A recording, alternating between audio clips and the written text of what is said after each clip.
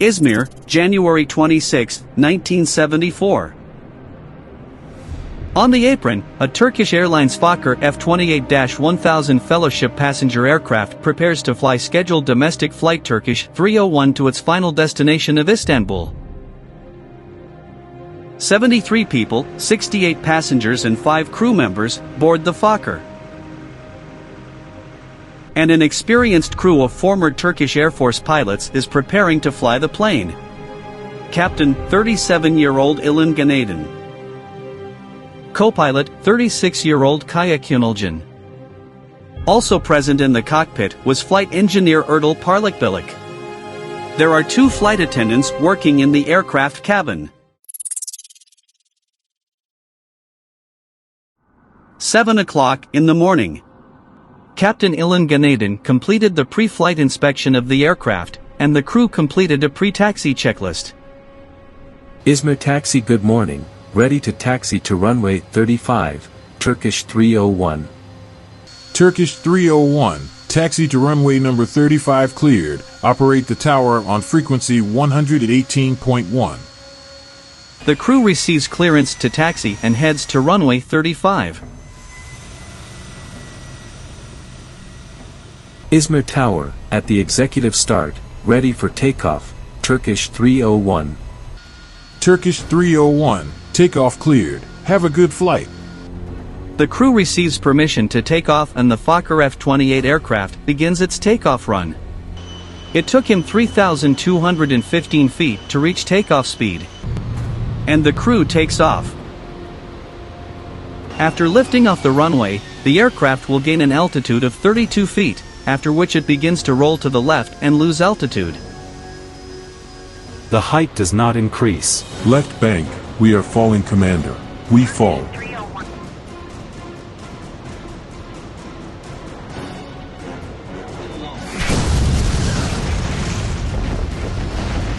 A few seconds after lifting off from the runway, the plane's left wing hit the ground and then the entire left part of the fuselage crashed onto it. After this, the fuel tank in the left wing ruptured and a strong fire started. Sliding along the ground, the airliner collapsed into 3 parts. The tail section came off first, then the cockpit. The rest of the fuselage with the surviving right wing slid along the ground a few more meters and turned over. The nose came to rest 492 feet from the runway. Witnesses of the plane's crash ran to the crash site to help the survivors. Airport emergency services quickly arrived at the scene of the disaster. Within 10 minutes, teams of firefighters from Gaziemir Air Base and Izmir arrived to help extinguish the fire. The fire was extinguished within 30 minutes, almost the entire aircraft was destroyed by fire, only the cockpit and tail section survived.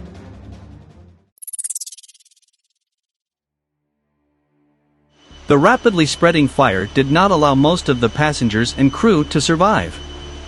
Of the 68 passengers, 62 died, the remaining 6 passengers, including an infant, survived. Of the 5 crew members, only flight attendant Aynur Suriucu survived, but later, December 12, 1975, she died from her injuries in the hospital. Her family accused the airline of not providing enough assistance.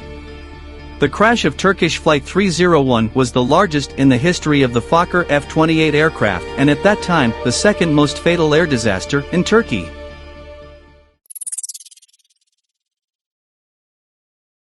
The newly elected Prime Minister of Turkey, Bülent Ecevit, gave his first order to send the Minister of Transport to the scene of the disaster. The day after the tragedy, a flight instructor who was on board as a passenger stated that the plane left the runway too early and, as a result, went into a stall. Transport Minister Fethullah Gülen announced that both flight recorders, parametric and voice, had been found and sent to Istanbul for decryption. But the voice recorder turned out to be faulty and investigators were unable to listen to the tape, which significantly complicated the investigation. On March 12, 1975, Gündüz Sevilcan, a member of the 15th Turkish Parliament from the National Salvation Party, sent several questions related to Turkish Airlines to the Turkish Grand National Assembly, including the causes of the crash of Turkish Flight 301. On March 18, he received a response from the Minister of Transport. The response included a short list of the causes of all Turkish Airlines crashes up to that point. The cause of the Flight 301 disaster was described as follows. The takeoff was made with an extreme angle of attack and icing on the wing, which led to the crash of the aircraft due to insufficient speed. The final report of the investigation was published in 1977. The investigation found that the probable cause of the crash of Turkish Flight 301 was ice on the wings and too high an angle of attack during takeoff.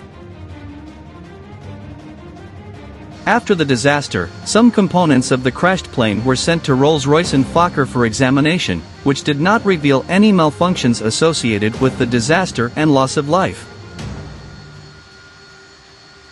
According to weather reports, the temperature the night before the flight was 0 degrees Celsius with 95% relative humidity.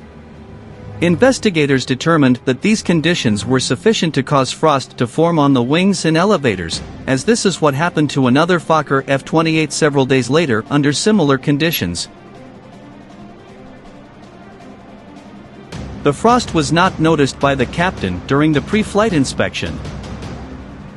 Calculations based on temperature and load showed that the aircraft reached its takeoff speed after 2,788 feet of runway. The parametric recorder showed that the airliner lifted off the runway after a roll of 3,215 feet at a speed of 124 knots.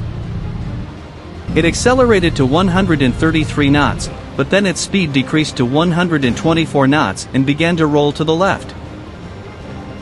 Investigators attributed this to a higher than normal angle of attack. The low flight altitude made restoring normal control impossible.